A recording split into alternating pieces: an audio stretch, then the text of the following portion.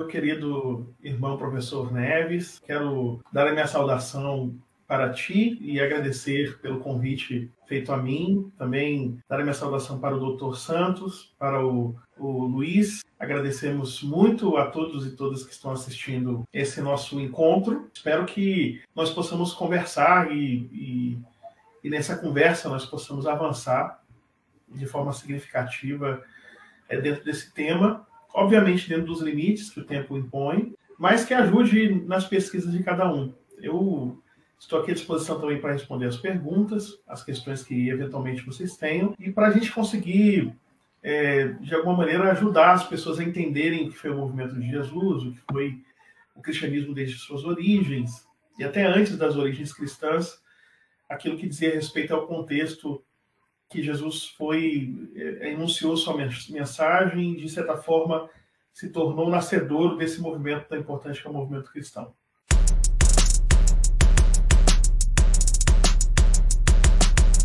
Ok. Bem, entrou agora na sala também ele, que é bacharel em teologia, pós-graduado em docência do ensino superior, Luiz. Muito obrigado, Luiz, aí pelo seu carinho, pela sua participação. Bem, professor Brian, onde, de forma historiográfica, né, onde podemos dizer que se situa a origem do judaísmo propriamente? Ok.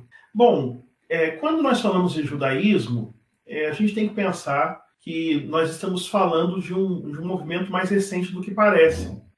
Primeiro eu quero falar que as memórias remotas das origens do Antigo Israel, elas apontam para um território, que é o território de Canaã, que foi ocupado por um povo, o povo de Israel, do Antigo Israel, e com todas as dificuldades de descrever esse povo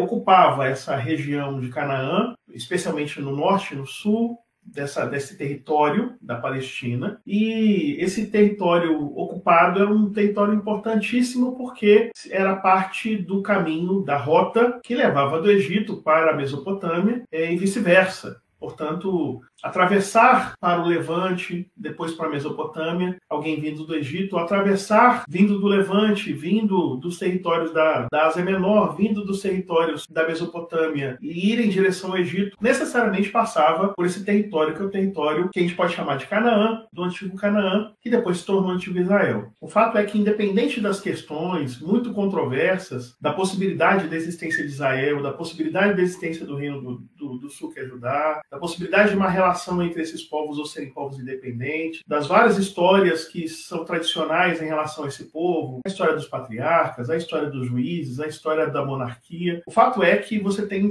num dado momento, especialmente no século VIII e no século VII, você tem um início de um movimento de deslocamento populacional. O canal Confraria Cognitiva conta com um amplo espaço para o seu desenvolvimento, o GABD. Ali você desfruta de um ambiente didático, pedagógico, acesso a uma biblioteca digital, a diversos cursos e muito mais. Além de poder me seguir no Instagram, no TikTok, no Quai e participar do nosso grupo de WhatsApp. Seja membro do Confraria.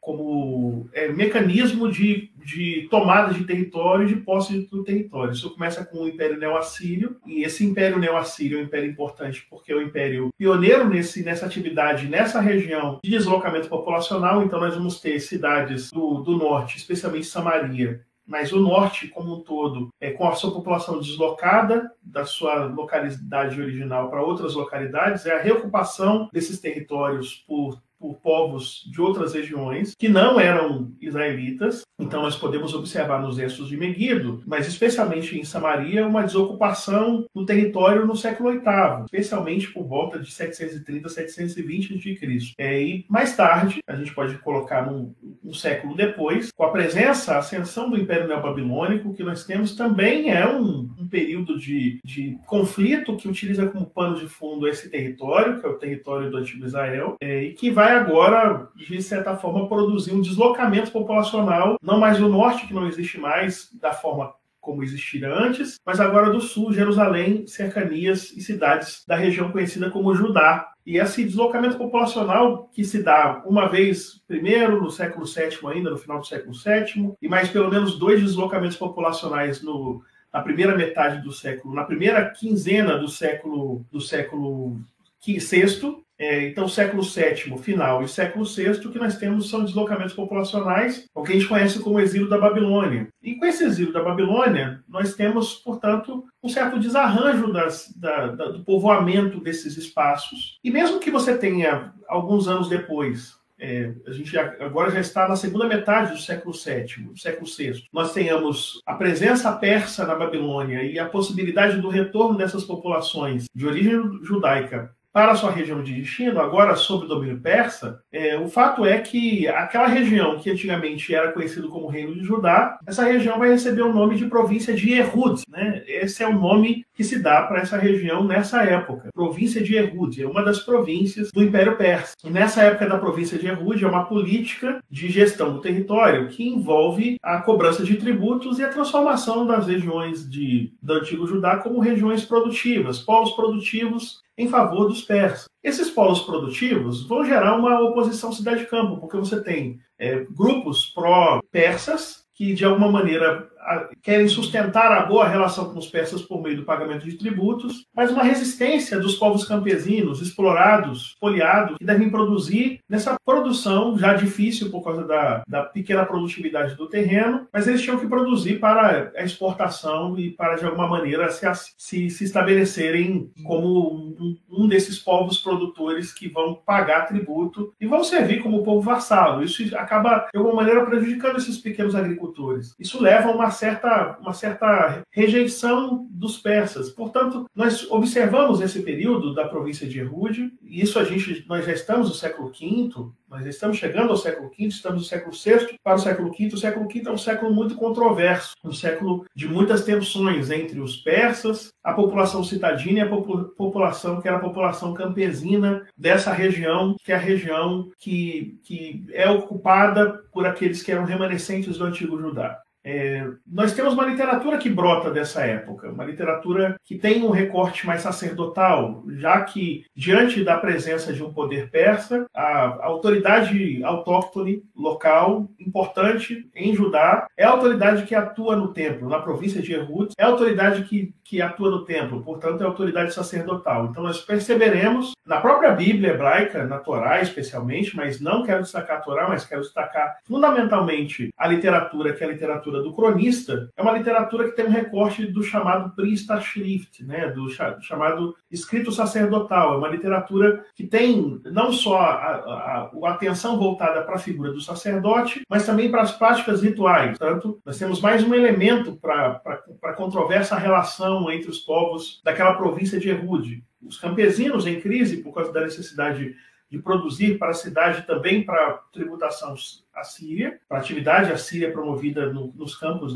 férteis de Judá, de Ehud. Nós temos esse grupo que é mais filo-persa, próximo aos persas, e nós temos um outro grupo, que é o grupo sacerdotal, que de alguma maneira mantém o controle da vida ritual do povo. E de certa forma, produz uma literatura, uma revisão historiográfica da história de Israel, e essa revisão nós podemos encontrar nas nossas Bíblias no livro de Crônicas. O livro de Crônicas não é nada mais, nada menos do que uma repetição de toda a história de Israel sob uma ótica cronista, que coloca em destaque o sacerdócio, e colocando em destaque o sacerdócio antigo, o sacerdócio especialmente davídico, está colocando em destaque fundamentalmente os sacerdotes da época da província de Ehud. O fato é que com a guerra que é movida entre uma aliança grega e os macedônios e os persas, o que nós temos é a capitulação do Império Persa. O Império Persa é derrotado, isso no século IV. E sendo derrotado o Império Persa, o que nós veremos na antiga província de Ehud é agora um domínio grego. Um domínio grego que inicialmente, por volta de 330, era um domínio grego, mas que depois da morte de Alexandre, a divisão do seu reino pelos diádocos, pelos seus generais, nós temos numa primeira etapa o povo agora de Judá submetido ao poder ptolomaico. Ptolomeu é o nome do general de Alexandre que se torna rei em Alexandria. E essa atividade do templo e também a distribuição do povo no território agora segue uma outra lógica, a lógica também de ser da construção de cidades que são cidades, de certa forma, que são polos sincréticos, né? Nós vamos encontrar, nessa época, a construção de algumas cidades na Palestina, especialmente as cidades conhecidas como Decápolis. Parte dessas cidades foram construídas nessa época, e nessa época você tem um certo domínio egípcio, na verdade, do Egito Ptolomaico sobre esse território, o que envolve também a cobrança de tributos, uma certa dificuldade no pagamento desses tributos, uma certa instabilidade na região pelas próprias insatisfações dos habitantes de Jerusalém, em particular contra os Ptolomeus. O que vai fazer com que eles, na guerra que acontece entre os Seleucidas e os Ptolomeus, Seleuco é um outro general de Alexandre, que vai governar no Oriente,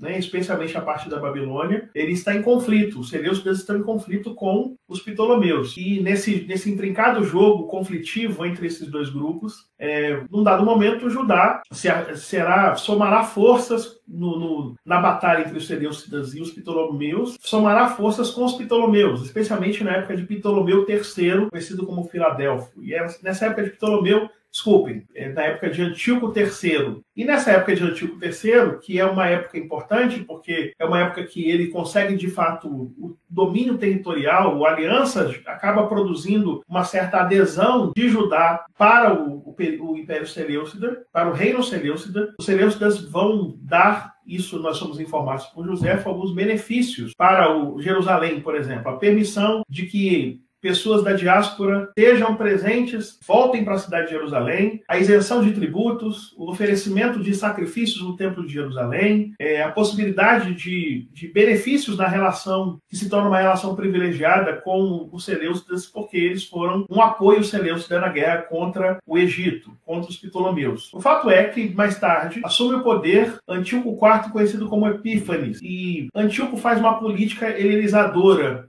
nos territórios que ele domina, especialmente em Jerusalém. Então nós vamos observar, na época de Antíoco, uma série de políticas restritivas, por exemplo, ao culto judaico mais tradicional e ao funcionamento do templo, a inserção de uma estátua de Zeus no templo, a proibição da fala do hebraico, o estabelecimento de um grupamento militar próximo da cidade de Jerusalém, ao lado do templo. O canal Confraria Cognitiva conta com um amplo espaço para o seu desenvolvimento, o GABD. Ali você desfruta de um ambiente didático, pedagógico, acesso a uma biblioteca digital, a diversos cursos e muito mais. Além de poder me seguir no Instagram, no TikTok, no Quai e participar do nosso grupo de WhatsApp. Seja membro do Confraria.